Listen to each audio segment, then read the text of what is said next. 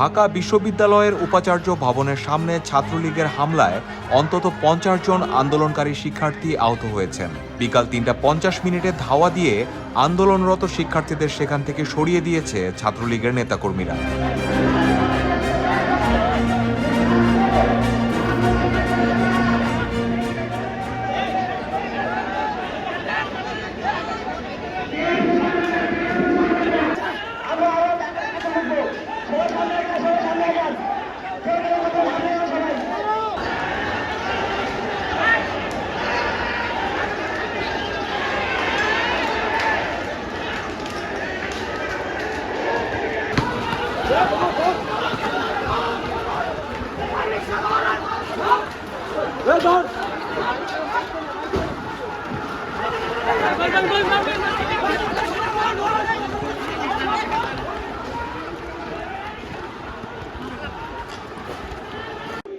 আজ দুপুর 1টা থেকে প্রধানমন্ত্রীর বক্তব্য প্রত্যাহারের দাবিতে রাজু ভাস্কর্যের সামনে জড়ো হন কোটা সংস্কার আন্দোলনকারীরা। পরে বিকাল 3টায় একই স্থানে বিক্ষোভ সমাবেশের ডাক দেয় ছাত্রলীগ।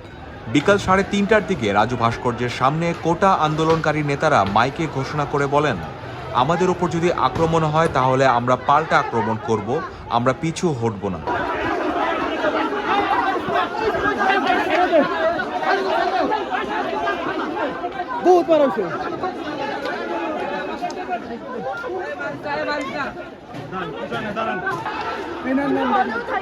এটা কেন করলেন আপনারা? অযৌক্তিক ব্যাপারে এটা ঠিক হয় নাই, ঠিক হয় না, এটা ঠিক হয় না।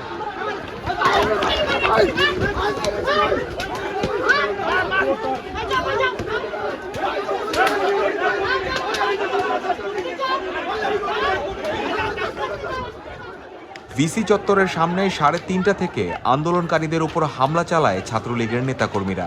বিকাল 3:50 ধাওয়া দিয়ে আন্দোলনরত শিক্ষার্থীদের সেখান থেকে সরিয়ে দিয়েছে ছাত্রলীগের নেতাকর্মীরা।